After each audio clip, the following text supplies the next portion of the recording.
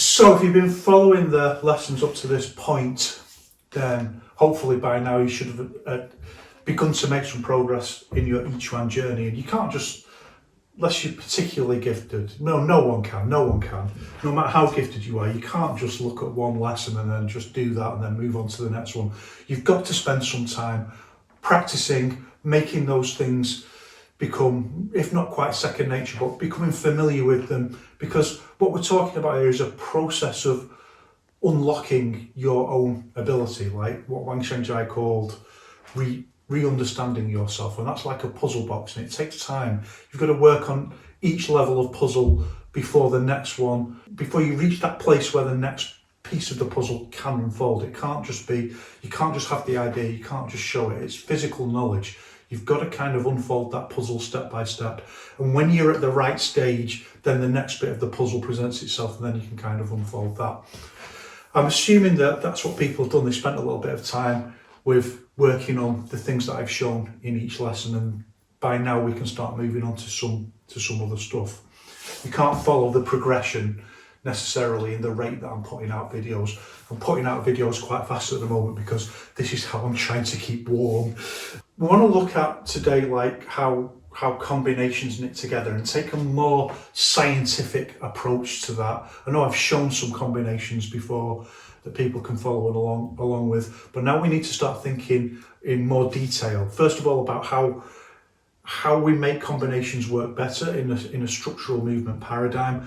And secondly, to understand how these things evolved within each one. What was the progression? Why did people develop these ideas in the way that they did? They weren't just handed down in a fixed way. They developed over time, and we need to understand that. I suppose that brings us back a couple of things that are important to get, I suppose. First of all, when I say structural movement paradigm, that shouldn't in any way detract from the idea that what's central here is E. This word that Yang Mo says like is a catch-all term for multiple different things that our something non-physical, something that's existing in the realm of the mental is doing in integrating with the body. And when we think about structural movement, that it shouldn't take away from that. So that's a danger in thinking about structural movement, that it puts everything back into the physical. Remember, one of the first things that I said was the mental reconnects into the body, animates the body. So what we're doing with structural movement is creating a paradigm of movement that makes it able for the intent to operate, if you like, this machine without hitch, in an intuitive way in a crisis situation. So it's flooding the whole body with intent, and structural movement is the expression of intent. And the other thing is this idea of science, and we've got to be very careful about how we use that concept. If we want to say something like Zhanzhuang helps cure certain illnesses, for example, that's quite a common claim. That always makes me a little bit concerned. It may be people's personal experience that it's helped with illnesses. It's my personal experience as well. But if we want to say that that's scientific, we all know what that means in reality, that it's got to be tested by scientists, medical experts in laboratory conditions. The results have got to be published, they've got to be peer reviewed, they've got to be replicated. Those results have got to be published and peer reviewed, and that just hasn't happened. We know there were some studies done in the 1960s in China, but for the most part, that material and the results of those experiments have never been published as far as anyone knows. So even in China, they've not been published. So that process just hasn't taken place. And similarly, a very important part of science is testing and experimentation. And if we're honest, that hasn't really occurred at this point in Yiquan. And that's why we find a lot of excuses when people are questioned about, well, would this work? Would this work in the UFC or something like that? And very often there's various excuses made like, oh, well, the UFC's got rules and referees and things like that. And I think most people think when they look at an Yiquan instructor, like, even with rules and referee, even with no rules and no referee, you're not beating a UFC fighter. And that's, as I've said before, that's always the wrong way to look at it. Anyway, what we've got to think about is, what can this offer to fight athletes? Is there something here that's rational, it makes sense, and we can explain it. And if that's the case, then that's how we can think about it being scientific, that we can explain things rationally. This is how you generate power, this is why you do standing, this is how it interlinks into a system of sports science, and this is the rationale behind it. And another important part of that is being able to explain how things developed. Yiquan didn't just occur, it wasn't just handed down to Wang Xiangjai from whoever you want to think, you know, like the god of Wushu, Guo Yunshen, Madman Ji, whoever you want to think about. It wasn't just handed down, and Wang Xiangjai himself tells us that and criticises this idea. It's not just handed down on a turtle shell, it's Wang Xiangjai's own phrase. So understanding how things developed and why, that's also an aspect of being scientific, and that's how I'm going to think about being scientific today. Our scientific journey needs to go on, needs to go in two directions, and that's how our training is at the moment. That's how each one training is. It kind of expands the base that you need to be working on. We need to think about combinations and how combinations link together. How do movements link together? What's the scientific rationale in the structural movement paradigm where we're using far li, particularly short, sharp movement? Very closely related to that, but we'll look at it in another video, is what Yiquan calls the idea of lazy hands, busy body.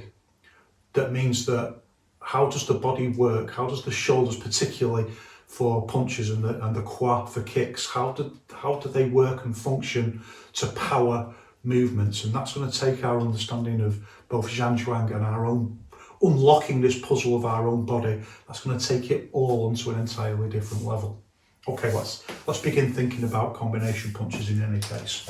So our journey with combinations begins with a kind of like a practical problem that didn't really occur at a certain time. So when Wang Xiangjai began developing Yiquan out of xingyiquan, it retained this very xingyiquan flavour, and we know that certain people who trained with Wang Xiangjai very early also retained this very xingyiquan flavour, particularly, of course, the Han brothers, Han Xingyuan and Han Xingchao.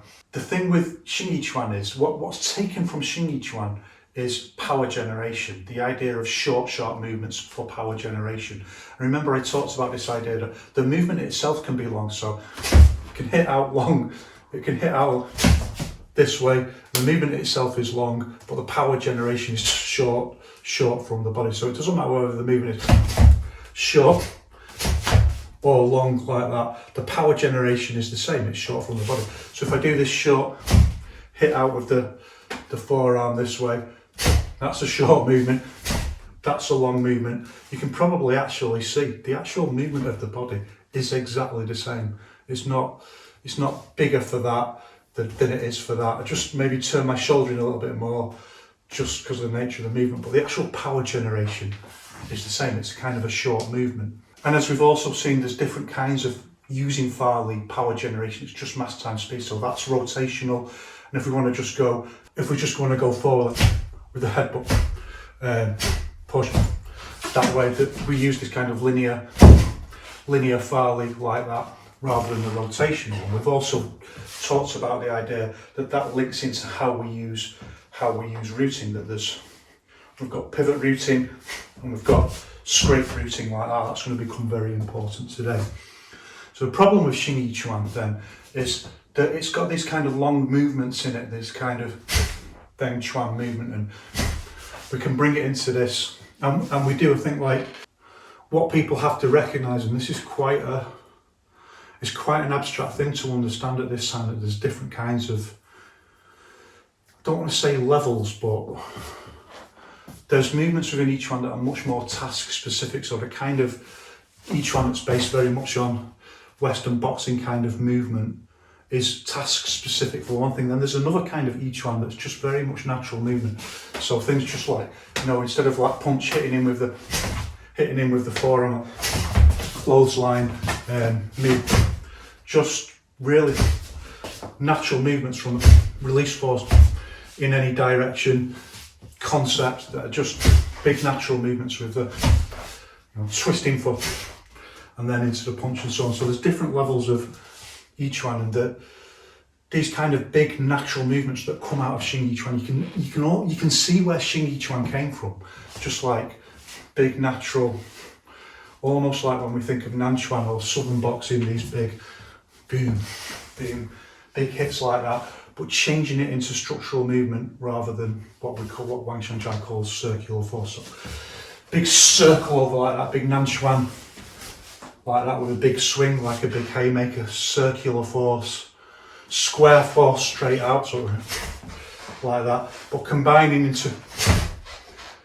the Yiquan paradigm, or the original xingyiquan paradigm, we start using our structural movement principles. So instead of it being loose into the big swing like that, we've got the kind of combination of relaxation and tension and the hit and stop. So the idea that there's something actually there that we hit and stop, the stop point. So then we change the movement from the big swing into the hit and stop, big movement like this. And now we've started to develop xingyiquan style power generation. It's Farley, short movement from the body, transmit the force down the arm through combination of it's half swing and it's half straight. It stops like that, so it has that dialectical combination of both. It's probably not the best example to you. The best example, of course, is always the jab. It's straight but not straight, so it has that combination of round and square force. Springy body consistency and movement from the body, instead of being like a big with the arm following on like that, instead of it being like that, it's just this very short movement from the body like that, and we hit in like that. It's a totally different kind of power generation. And this is what is brought in from xingyiquan. It's in the nature of that kind of power generation, usually, that the closer the movement is to the body, the easier it is to generate force, because the structure's more solid. Like if you could do that, remember I talked about this really key idea of truncation, which also should be, I'm going to talk about it a little bit more later, or maybe in the next video, that when we hit out like that, obviously I can just throw my arms out like that, but I truncate the movement, I stop it. It's as if I hit something. It's exactly the same thing that we're developing in Zhanzhuang, the idea that there's something there, that we feel like there's something there when we're standing. In the same way we feel like there's something there when I hit out and I truncate the movement here, and this is the hit point. And because the structure's smaller and it's really solid and compact, just through the laws of physics, you can transmit the force that you're generating through that solid object. And this begins to explain some of our key ideas, like, for example, square force being too brittle and circular force just being too loose. So we don't want to be totally tense like that, because that's too brittle on the body. It can damage our own body. We want it to be springy, so we want this little bit of circular force as well. So that's why we need this dialectical combination of relaxation and tension. You can see the way that not just Wang Xianjia, but previous Wushu masters have really thought about we can call it the scientific basis of what they're doing, that you have to have this. And you can try it yourself on the body. If you just do it too soft like that, obviously no force is transmitted whatsoever. It's just totally dissipated in the looseness of the body into your own body. If we do it too stiff like that, then all the force just kind of, it's too much for the body to cope with. It makes the body too stiff, and all that force is taken in all the joints, and it can damage you more than the opponent. So we want to be in the middle ground, a springy bodily structure. And again, that's one of the things that we're developing through Zhanzhuang. So you start seeing how the system itself knits together. The problem with xingyiquan is that at the same time, it's not facing like kind of Western boxers who've got a very different way of moving.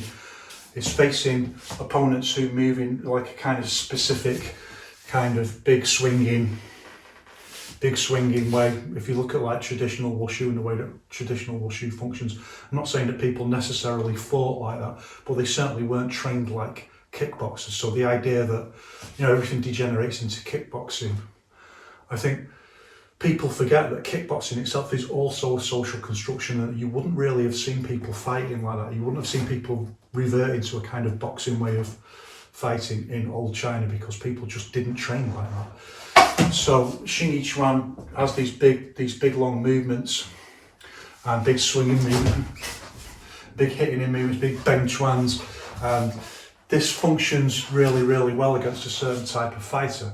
So it's often said that Yao Zongxun like just kind of incorporated Western boxing into into Yiquan. And actually the story is much more complicated than that. That when Yao Zongxun went training Western boxing, he joined a Western boxing club. And when he started doing that, he started meeting a completely different kind of fighter. And it brought right to the top of the research agenda the key problem in that early kind of Yiquan, that it's okay, they've taken the power generation from xingyiquan, they've already modified it, so they've taken away some of the more linear nature of xingyiquan, and they've started introducing what Wang Xiaojia calls more round force, more circular force, and they've reached the stage of understanding this dialectical interaction between square force and circular force, and that's why Wang Xiaojia is writing about it at the time. He's trying to get this idea across to people. So they've got these very natural movements where big movements where you're hitting the chest and this kind of thing, which is what I was referring to before, which I still think is like in many ways a higher level of Yiquan, to just be able to. And this is what we might call they're just natural movements. It starts because they're just naturally in harmony with the body, but again, it's a dialectical contradiction because they're not natural really. Like the idea of hit and stop like that, that's not natural. Natural is to just swing like that.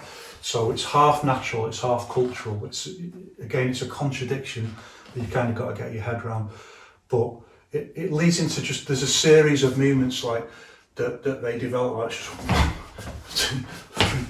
just really natural, like in harmony with the body, natural, but then using this truncated movement concepts and this dialectical interaction of relaxation and tension.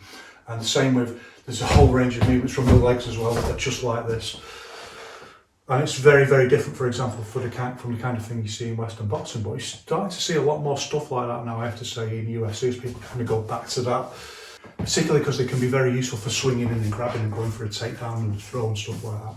And this of course then is the thing that you see in some schools of Yiquan that are particularly not associated with Yao Zongxun. You see this movement, and even with some that are associated a little bit more with Yao, you see this, just big movements like, and this is why you see, that's how you account for this difference, where you see some people like that when and then the next person you see is like, it's a different paradigm, and that's what we need to kind of drill down in now and understand why when you start seeing the people from the Yao school, they've got this much more structural movement, and then when you see other people, they're much more like,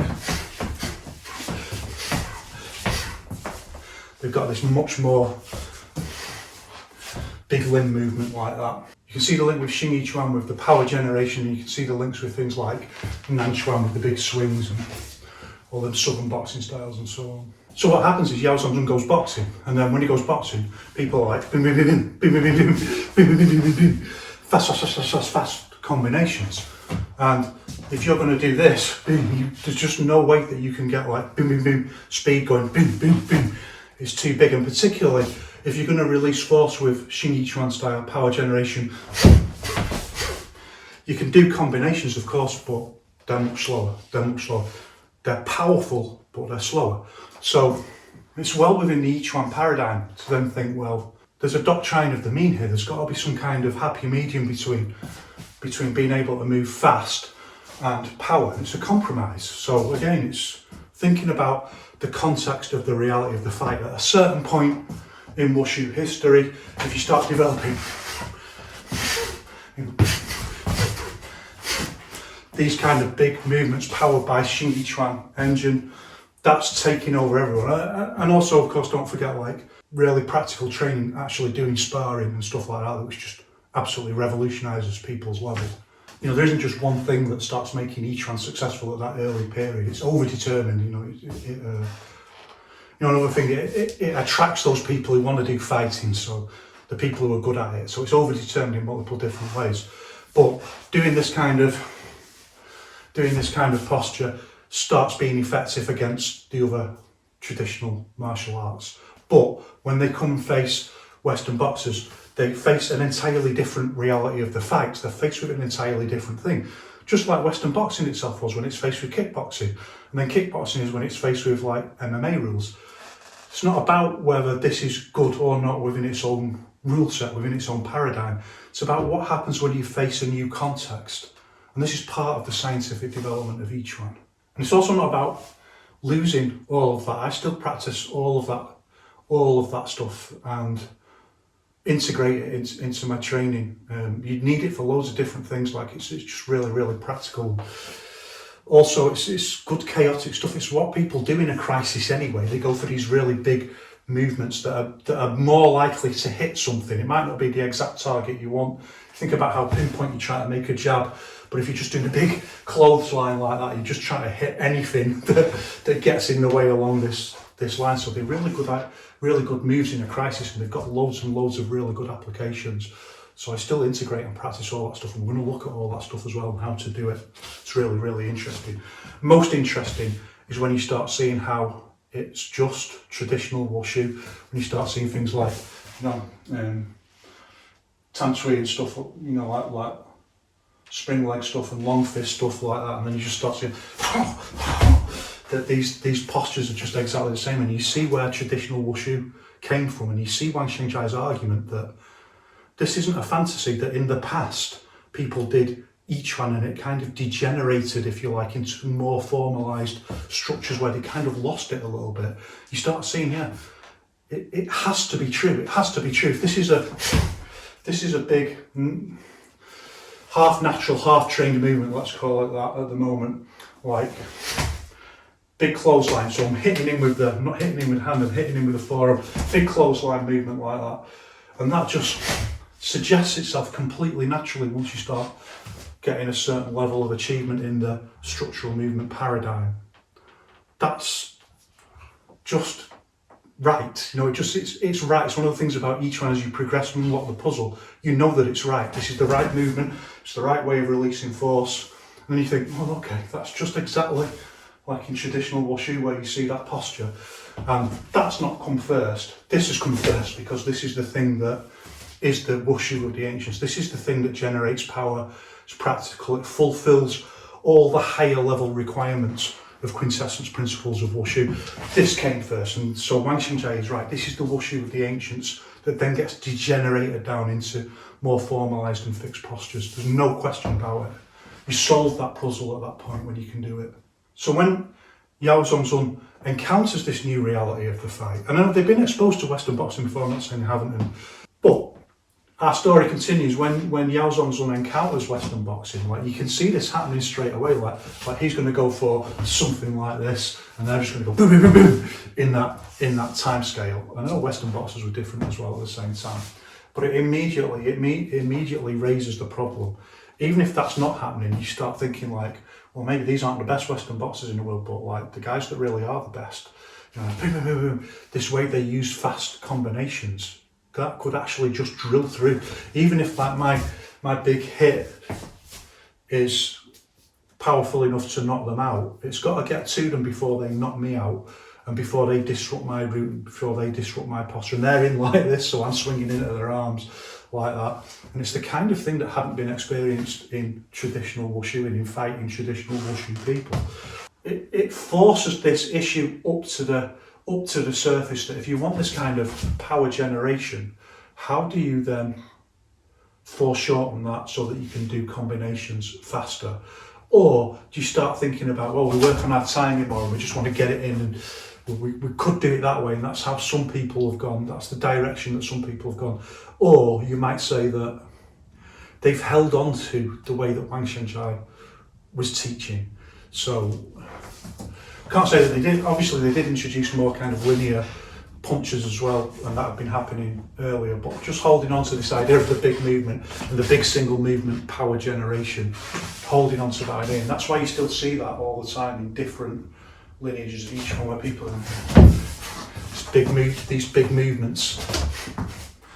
It's not just me saying it, you can go and see it yourself, that this is exactly how these at least two different directions were taken, that some held on to this idea and that, well, I'm just going to get through and I'm going to hit with force, which for me starts moving very much into the kind of Yeah, maybe it'll work in a self-defense situation against a nobody, but the kind of thing that Yao Zongxun's thinking, that Wang Xingjai was thinking, like, well, how do we keep improving this to the elite level, instead of continually making excuses like the UFC's got rules.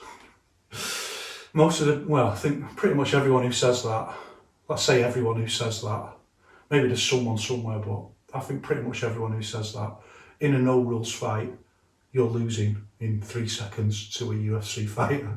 It's just fantasy. It's fantasy. We've got to get past that. If you want to be scientific, it's like, how do we bring it into the experimental stage where that doesn't happen? And this is very much the kind of thinking Yao Zongxun has. Well, how do you connect it to elite level fight skill? So it has to start thinking about, well, how do we want the power generation. We want the power generation, but we want to foreshorten the movement so that we can do faster combinations. How do you combine those two things? We don't just want to adopt Western boxing because it's got an entirely different kind of power generation. For the most part, there's quite a few boxers who start moving much more closer to structural movement paradigm, I have to say. Floyd Mayweather is definitely a very good example. And I also think in MMA, Conor McGregor has very much moved towards that structural movement paradigm. You can see it evolving in them, you see it evolving naturally. But how do we keep the principles of as Yao Zongxun himself says, like, well, Western boxing is just like punches, so it's very forward thinking, like, well, we want to use elbows and knees and everything. And so we don't just want to change to that Western boxing paradigm. We want to think about retaining this idea that the intent has got to develop a structural control over the body that makes it far easier to just issue force in any direction. And that's that structural symmetry, that if you want to issue force this way, this way, this way, this way, leg, leg, shoulder, head, it all uses exactly the same kind of movement, just in a slightly modified way. And that makes it incredibly easier for the intention to functionally control this whole paradigm in a crisis. It's not a massive thing. It's not like Jeet Kune Do, where you're learning like 50 different martial arts. The opposite of what Bruce Lee wanted, obviously. You're learning 50 different movement paradigms, and the brain's got to try and think which is the right one. Okay, I'm at this platform, so I'm going to use Western boxing. Oh, I've changed them. I'm at this platform, so I've got to use Muay Thai. Oh no, I've changed. I've got to use this platform. I'm going to use Silat or something like that. And they're all completely different movement paradigms. It's the opposite of what Wang Xingjai is getting at. He's saying we want like one movement paradigm that makes it so much easier for the mind to just, in a crisis. You haven't got time to think. I mean, I'm not saying that there aren't really great people in Jeet Kune Do. There are. I've met them. I'm just saying it's a scientific point. It's a scientific point of difference. Like that Wang Xingjai's argument is different. That you just want a really simple idea, and techniques are just secondary after that. It doesn't matter what they are. So that's the puzzle. That's the puzzle that had to be solved, and we're going to have to come back to that later on in this lesson, because I want to talk about kind of how we get there, how we get to solving that puzzle and why. And as part of that process, I want to start thinking about combinations themselves and how we put together combinations and different ways of doing it. So the first way we can think about is the wave combination, and that's something that we do particularly we do it in two ways, but we do it particularly in our elementary training stage, where we want very slow movement. So 1 and then down, 2 for like cross and jab. It's cross and jab. I'm always saying the wrong things. I'm always getting people's names wrong. I write them wrong as well, so sometimes I write people's names wrong, I'm sorry, and get people's names wrong. Mix up my hands with my fists. 1, and we wave, and we get this wave movement like that. It's kind of gross data for the body. It's a grosser movement than we need, as we're going to see in a moment. It's a much grosser movement, but we go from the gross to the refined. 1, like this, or the other way. Well, the other way I'll do hook. So 1, and we get this wave-like movement.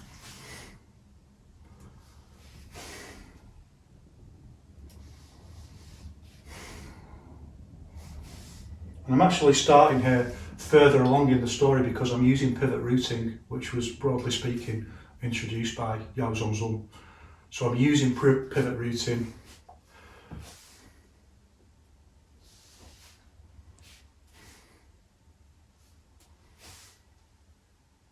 Yao Zongxun really like looking at Western boxing and how it functions, and my understanding is it's the Yao brothers who really changed it this way, but it was Yao Zongxun who really started thinking about this. So hook, hook, and this wave-like movement. And then the next thing we start doing is we start teaching ourselves about hit and stop using wave-like movement. Hit and stop is where we bring ourselves up to the lock point like that. And this isn't, I've seen someone say, this is just so you can check your movement. And no, it's not. I mean, you can just check your posture. There's easier ways of doing it than that. Just look in the mirror if you want to check your posture. Video yourself. It's not. It's about the structural movement paradigm itself, about how we eliminate dead time, as I've talked about before. So, you know, if you want to be scientific, you've really got to think about what people are saying and why they're saying it, and does it make sense, and just try and kind of estimate who's understanding this right. You know, who are you giving your trust to in the debate. So, one and also, we know, because Yao Zongxun talks about this, and Zhao Daoxin specifically talks about this idea of the hit and stop, and Yao Zongxun, of course, talks about the idea of hit and stop.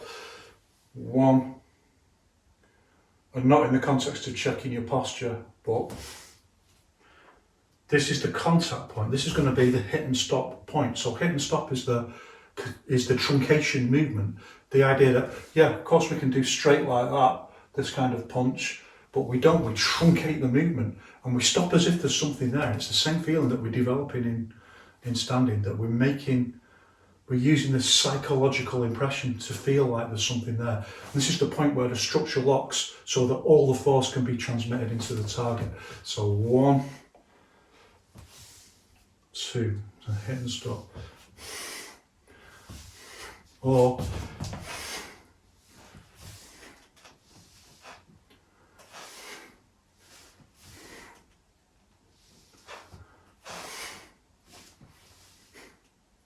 you can see like a little bit of the muscle kind of, because if the muscle's relaxed in the right way, there's just a little bit of a muscle wobble on that. And that's going to become very important shortly. And it's also a key point of difference, for example, with Tai Chi, where you don't have this lock point in the same way. So if you do, there's the point where you hit, which technically speaking is the lock point, or you could say that the lock point is like, it's even shorter in Tai Chi.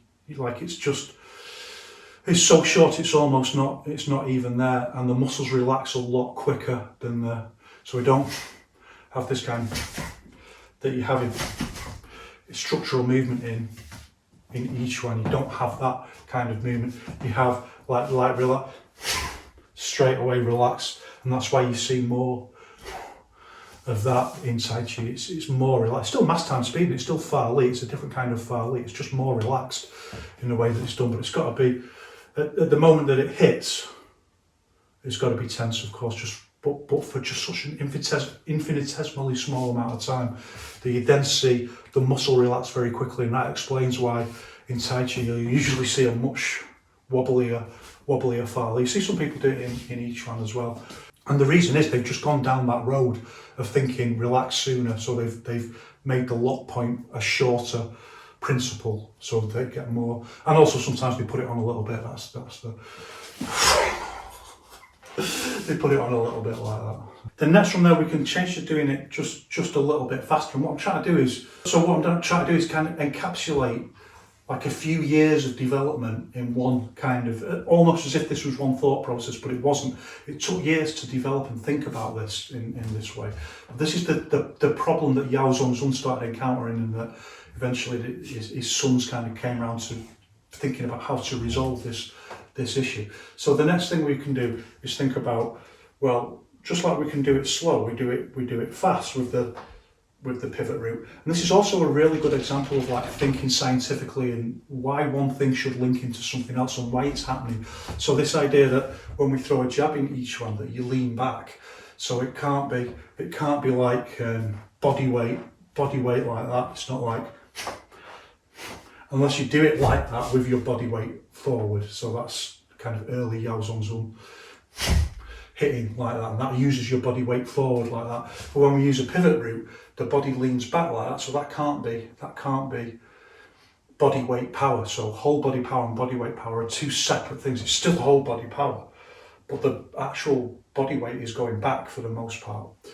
And the reason that happens simply is it's really dangerous to lean forward with a pivot root. So you don't do it like that.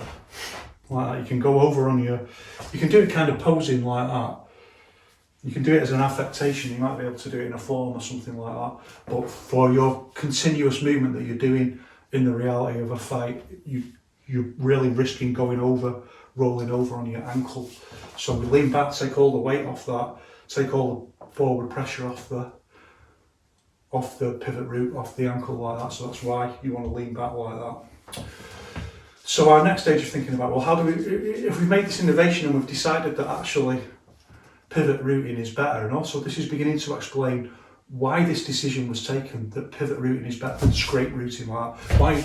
Why is that not as good as doing it like that? This is beginning to unfold that problem for us.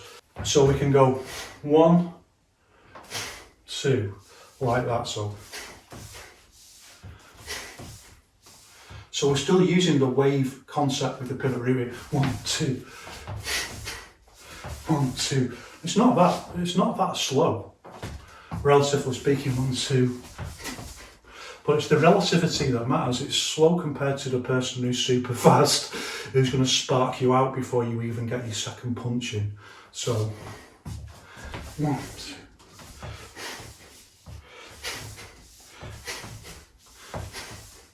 Like that. So we've got to get this kind of Elvis. So it's quite slow as a movement, and it's quite awkward. 1, 2. It's got a little bit of awkwardness to it, and that little bit of awkwardness starts making your stance a little bit less strong because you've got this going on. And it starts also getting a little bit of dead time in the middle. 1 as the arms drop and come back into the wave posture. So instead we use one of the original Yiquan principles, and you can see the development of the idea. So we introduce hit and stop. So we go 1 like that, and now we're just going to roll into the next posture like that. We're going to go 1, 2, 1, 2 like that. And of course, this is our complementary routing. So this becomes overdetermined by doing it like this from here. Instead of coming back down like that, then into the next one, we can use a fuller movement into the posture like that. We can roll into the posture and get more power from the complementary routing. And we also start to eliminate this dead time, so we're not dropping it into the next one. We're going 1, that's there, and then it's just going to go straight into the punch like that. Or hit and stop. Do it slow at first, like 1, 2, and this is what we call rolling the root like that, so we can practice it.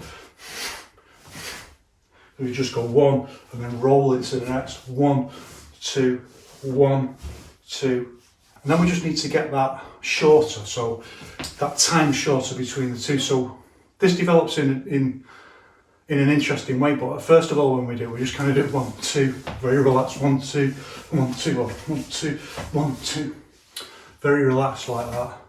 But it starts getting determined by something else. And to understand that, we need to go back to probably how it happened, how Yao Zongxun actually started thinking about this problem. So he all started thinking first like, well, obviously he starts thinking like, I want to incorporate the jab and the cross and the basic boxing punches, and I want to somehow maintain that xingyiquan power generation. So how do I resolve this issue of getting these? And we're going to link this back now to something that I've talked about before, and that's the idea of the muscles bouncing on the bone. So that if you hit with the right amount of relaxation, we do something like that, even if you do it light, this feeling described in Yiquan as the muscles want to fly off the bone. It's an idea that's there, right? It comes from xingyiquan, so it's there right in the beginning of Yiquan. The initial way of doing like forward energy is to use this kind of scrape routing like that.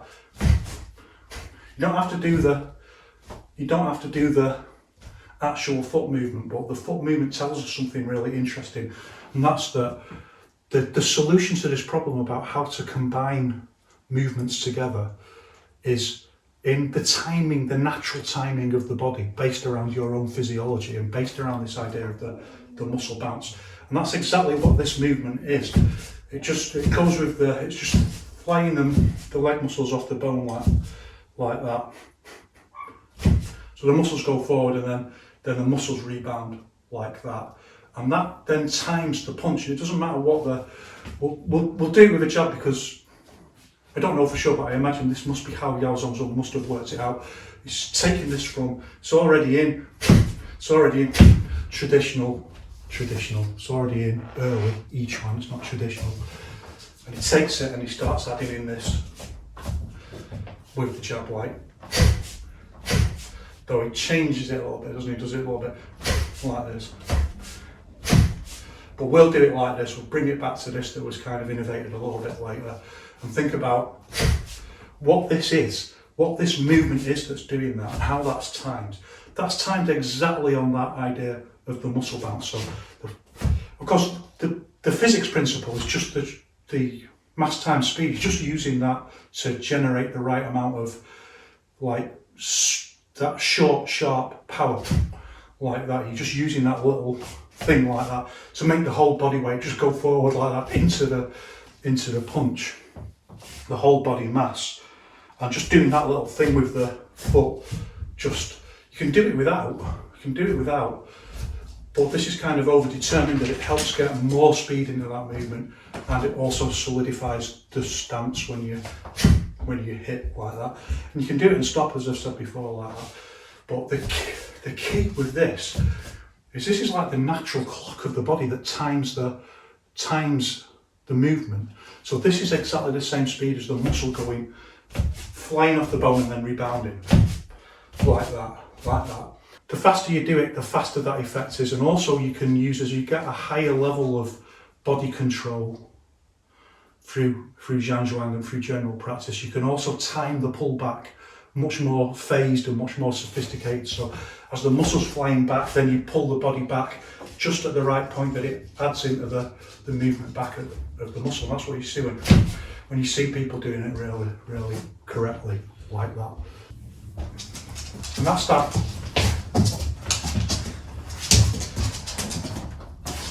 It's a natural movement. You can see the dog doing it, like when he's pulling a rope and things like that. That's the same kind of body movement. It's just based on our natural physiology that allows us to do this kind of timing like that. That's where it develops from. It's completely in harmony with our natural movement. So start to time it like that. The problem is, if we want to do it as a combination, so it really lends itself to single movements, and bringing it into combinations opens up a whole other level of puzzle. So imagine you're there at the time, you've been to Yao Zongxun's boxing class, with Yao Zongxun on that boxing class, and you're thinking about the same problem Yao Zongxun's thinking. So you've got this far and you're thinking, well, we'll do the jab like that, and then, well, we want to do a cross. So you can do a cross similarly with the back foot like that. Doesn't have quite the same feeling, but that's the way you do it. There's some slightly more advanced versions we use now called fishtailing, when the heels go out like that, but we'll talk about that another time. But that's the way you would do it then. You think like that. And actually, that's not really fast enough, so you've still got this 1 and 2, 1 and 2, and you want 1, 2, 1 and 2. Oh, it becomes even like actually almost it's not impossible to do it with a hook, but it's really, really awkward like that to do it like that. So you can do the front foot with like that, but to do the hook or something like that with more rotational movement in the arm makes it really, really difficult. So you call it scrape rooting. So you use that scrape rooting is really, really difficult. So you can see how the problem itself unfolds, but you think like, well, that can't be right, that's too slow, 1, 2, and that just doesn't work. That's so awkward. Why would you do it like that? Straight away the boxing coach should be like, well, just lift your heel up, obviously, like, so 1, 2. It unfolds the puzzle itself. So you can imagine Yao Zongxun going through this and thinking about this and how this puzzle itself just kind of starts suggesting different answers. One of which is an early form of bounce combination. You can see how this would work. Like, you just think, like, as you're working through the possible problems, solutions to the problem, the first one you think is, after all that, you think, okay, well, what if we don't do anything with this leg? We'll just go 1, 2, like that. And you can see the bounce in the movement. 1, boing, goes straight into the. Now that totally speeds up it totally resolves the problem of the speed in the combination. So we're no longer going 1, 2, 1, 2. We've resolved that problem, but now we're going fast. We can do the combination much faster, but it created another problem that now we've got this quite odd posture like this, which is quite unbalanced, and also we've lost at least half of the power generation from the kind of xingyiquan movement. And one of the solutions to that would be like just to change to a Western boxing kind of cross like that, and create a hybrid like that. But that's not what they wanted to do. So, for very good reasons, that's not really a dialectical interaction creating something better. It's just two completely separate paradigms being bolted on to one another. So when people say that Yao Zongxun did that he bolted on two paradigms that were completely alien to one another, and I know people do say that, I just think, you're so far off the truth. You're so far off the path by thinking that. And you can see that exactly here. You can see the genius of what was going on with Yao Zongxun. 1, 2, we go 1, 2. That's bolting two alien paradigms together. We'll do the xingyiquan release for that, and the bounce back will just change into a Western boxing style arm-based punch. And that wasn't the solution. That clearly wasn't the solution that they needed. I don't know about the exact timeline about how this was eventually resolved in what I would consider to be the right way. My coach told me that it was the Yao brothers who added the pivot route in.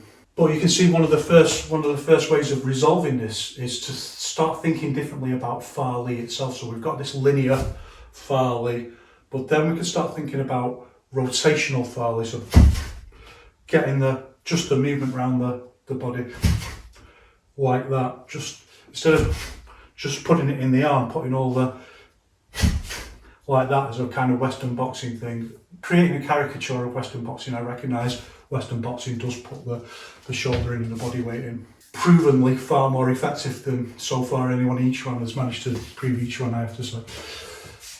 Time will tell. So, 1, you can start thinking now about rotational fore. So this is kind of linear fore, and then rotational fore, this centrifugal fore round the axis like this. So I don't know if the people solving the problem went through it stage by stage like this. Usually problems aren't solved like that. Usually someone just jumps pretty quickly to the solution. But these are the logical steps that you might think could have happened like this. So 1, then we'll just change to rotational fore like this, which brings it back into the Yiquan paradigm. It's slightly modifying the xingyiquan power generation. It's bringing some stuff in that's maybe more from Tai Chi and maybe more from Bagua. A little bit more circular, like that, the kind of thing that you might see in Tai Chi or Bagua, particularly in Bagua with the use of the twisting at the waist. And that's also one solution. It also creates this kind of very narrow posture like this that's just feels a little bit, it feels unbalanced because you're quite high up, your feet are together like this, and critically your feet are flat. There's just less, you'd think with there being more foot on the floor that you'd be more balanced, but it just doesn't work like that. Yeah, if your feet are apart like that, then for sure, but the closer your feet are like that, the more kind of unbalanced it becomes. And one of the solutions to that is to just sacrifice the idea of being balanced in every direction and just think about the idea of being balanced in one direction. So if you can start pushing from one foot in one direction, it doesn't quite work like that, I know. But if the feet are like this far apart and your target is that far apart, if you can change this, so if I push back, my knee's going out like that. So it's not really pushing the energy forward like that. But if I change like that, everything's pushing forward, so it makes the stance immediately stronger. So the solution starts to suggest itself that rather than 1, 2, we'll just lift up on the heel like that. Oh, now we get more reach as well, so it's over-determined again.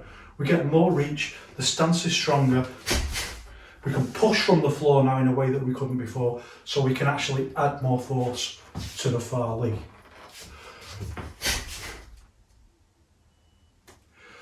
So we're almost there, and we never really lose this because there's lots of postures where we need this exact combination of scrape rooting and pivot rooting. For me, mostly it's if I do this particular posture, sometimes I do it like that, sometimes I do it like that. But there's lots of postures, particularly if our hand's on the person, where we just want to put all the body weight in to compensate for the fact that it's a very small movement, and we just use this kind of scrape rooting one way or the other. There's different kinds where it goes out different ways like that. But for the most part, it then starts suggesting itself, well, if I'm going to do that, there's a few problems with that as well. It's quite a committed movement, and you can slip, you can get it wrong, and it also might be too slow. So it might just be that a little bit slower than, for example, just using the pivot rooting on the front foot. So once you develop the idea of using the pivot rooting on the back hand, then it just kind of naturally occurs to just do it on the front hand. That doesn't solve all of the problem though. So the next thing is that the same idea, the same principle that comes from this, the idea of the muscle flying off the bone, that then becomes incorporated into the overall posture, and it changes where we do it from. We'll talk about that another time, but Yao Zongxun emphasizes this idea of the muscles that are on the shoulder being quite relaxed. It's one of the things that we need from Zhangzhuang to develop this relaxation. You can't crack this puzzle until you've got that level of relaxation. And this idea of it's the muscles off the thigh that are flying forwards. And actually, it's all the muscles in the body, but you feel it because this is a big muscle group. 1, 2, they all fly and then they all come back like that.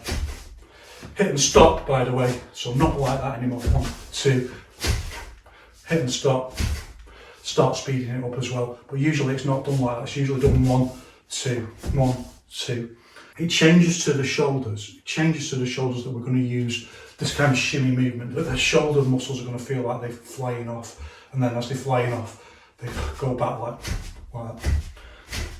And we time it like that. The faster you can do it, the faster you can get that effect. The better your Farley, the better that effect is, the better the Farley and so on in a virtuous circle. It's a little bit like, I have said before, those old Victorian machines with they have a governor and they have like flywheel with balls on that go around like that. It's that kind of balancing. Only they stop, they hit and stop, and then they come back like that. So we're using that effect with this 1, 2, 1, 2, hit and stop there, and then pull back. So immediately pull back from the hit and stop. 1, and that's the muscle bounce back into the next punch. The problem with that immediately is you have no choice, right? You can only pull back with this posture. You can only pull back with it. If you start doing, that's quite an odd, it just doesn't feel like, it starts losing its structural symmetry and its structural logic with the rest of the paradigm. You can do it, but we start thinking about different problems like, well, what if we want to do different? What if we want to do different things? What if we want to go into something else straight away? If we want to go like, one of our classic forms of structural sympathy is that 1 punch and then into the lead elbow like this as someone moves in, so you don't need to lean in with it. You should just change into the elbow. So if you want to go, so if you want to do it with this scrape rooting, you've got to go 1, 2 like that, 1, 2. And even if you go 1, 2 like that, like you try and solve the problem like that. I don't want to go 1, 2 because that's too slow. So you try and solve the problem by going like that. Now all of a sudden we've lost the xingyiquan power generation. We're just doing that with our arm.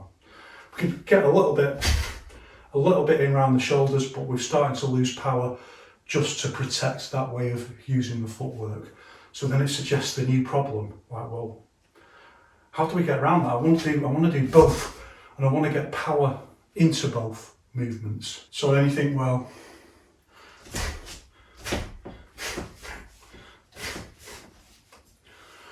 simplest way of doing that is to use pivot routing, like 1, 2, 1, 2, like that, 1, 2, which then brings us all the way back to the original issue that we started with, which is like we're going to go wave, wave, wave, wave. And this is how we develop what we call quarter routing to solve this problem, that we go 1 and the heel doesn't go all the way down and we just change it to the, like that. Doesn't go all the way down and just goes up again like that, 1, 2, like that. That's a little bit too far today to go into that quarter routing. But that's how that puzzle starts being solved. It all starts being put together till eventually 1, 2, people start working out, well, if you do pivot routing on the front foot, you've got to lean back to protect the ankle, and then we can change into the roll, to add force into the rotational fore.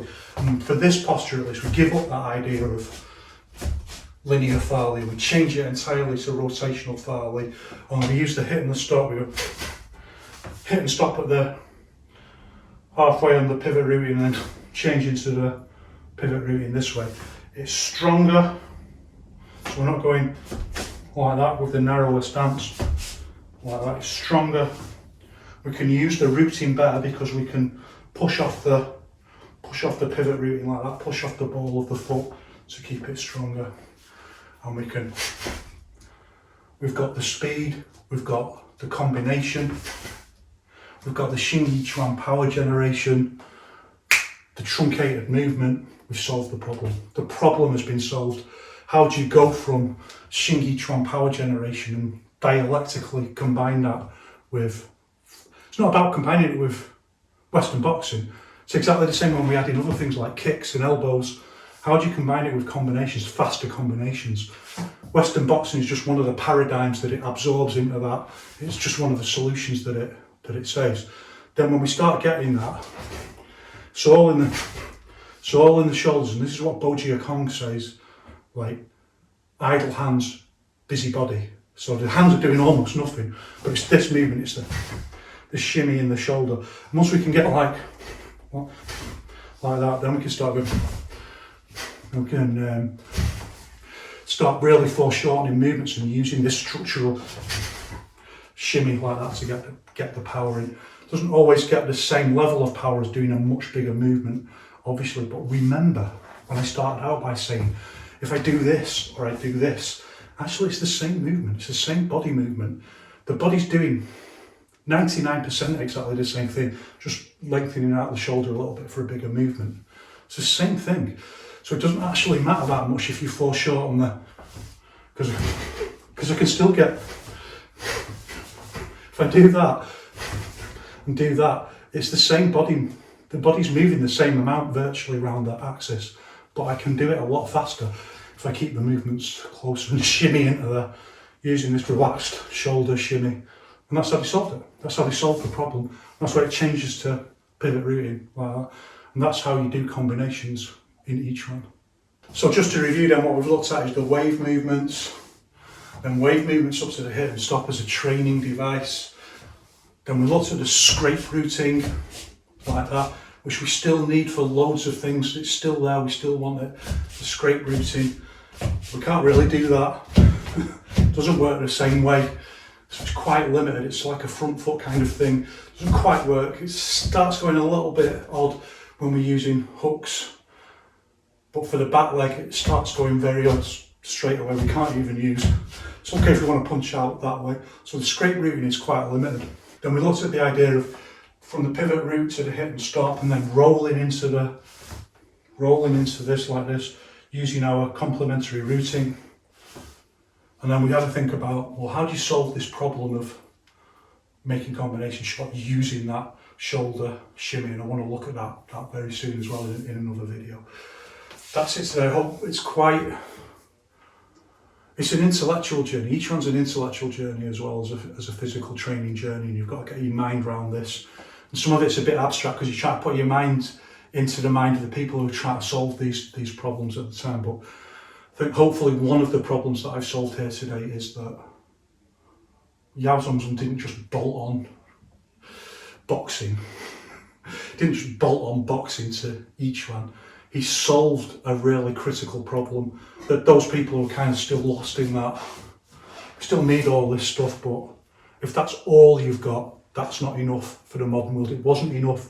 Yao Zongxun recognised it wasn't enough even then, you know, to compete with Western boxing, so it's certainly not enough now to compete with like MMA and boxing. Everything's at a higher level now. Okay, that's it for today. I'll see you in the next one. So, one love. Thanks for watching as ever. Compete with nothing. Nourish the development of everyone. I'll see you in the next one.